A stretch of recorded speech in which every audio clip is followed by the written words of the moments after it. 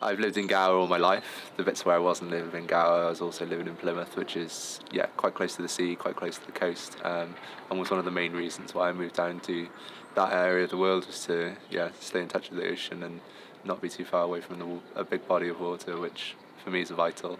I find it really relaxing and really useful to be around the ocean, and it's something I've grown up with, and I'd really miss if I wasn't around it.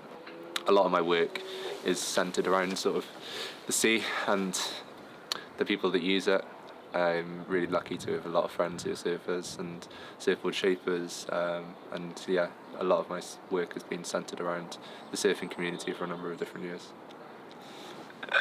I'm really fortunate to be positioned on a farm down in Gower, which is incredible, and I'm really grateful for the fact that I'm able to work alongside other creatives. Jacob Arnold is, I just call him one of my best mates. I'm really fortunate to be able to document their lives, and that's something I've really enjoyed over the past couple of years especially, is following the sort of lives and the development of the sort of process and learning more about it, and just generally getting in the way. But I really enjoy being able to sort of watch the boys work and see how something that they're incredibly passionate about has been able to become a business. And I think it's a beautiful thing to see a family all working together.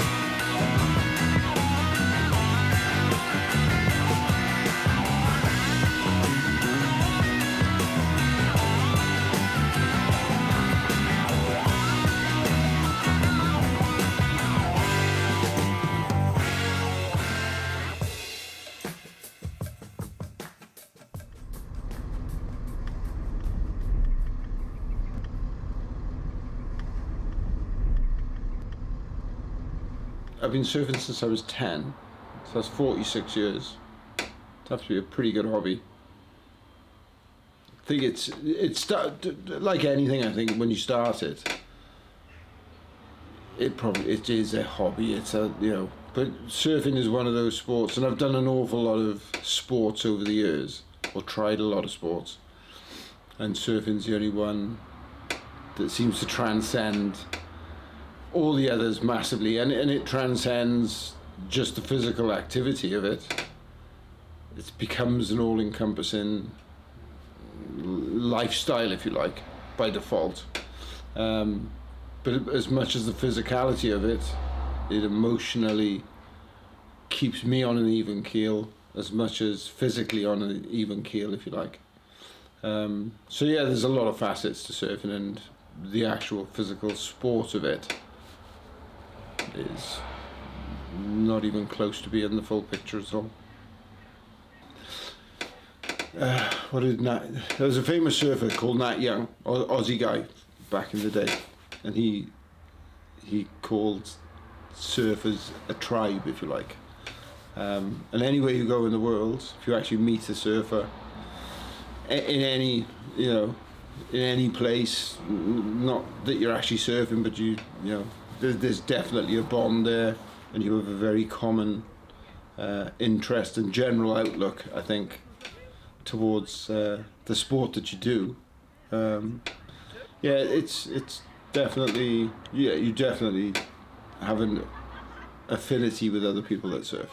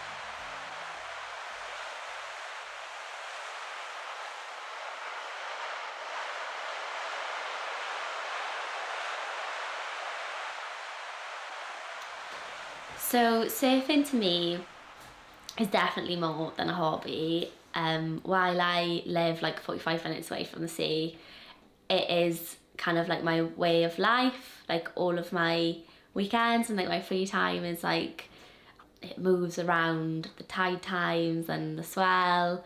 Like this weekend I've cancelled plans now because there's swell, so we'll go surfing.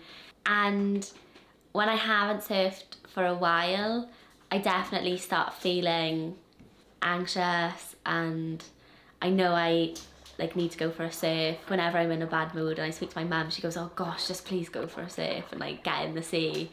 So yeah, it's like I don't think of it as like a hobby or like a sport.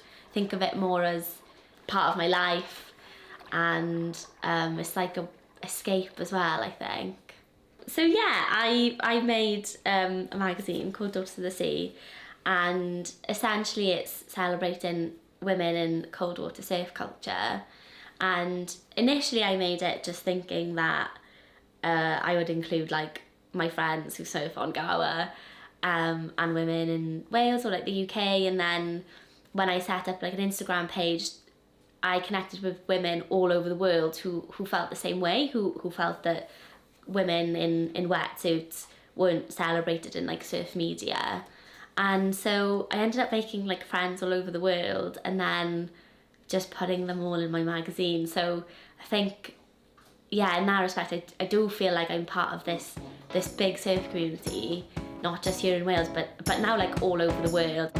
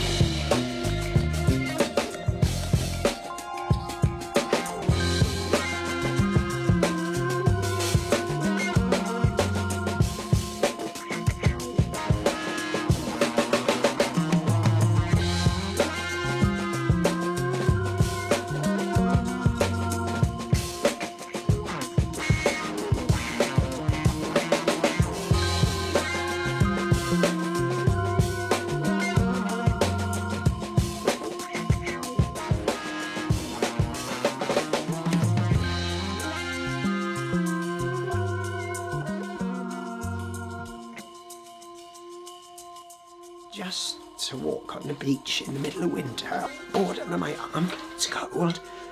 I look around and I go, oh wow, look, breathe the air in. There's something deep about it, so it is a bit, it's quite religious, really. For me, it was a very, I gotta do it. If I got no money, I'm gonna do it. I'm just gonna keep surfing, you know?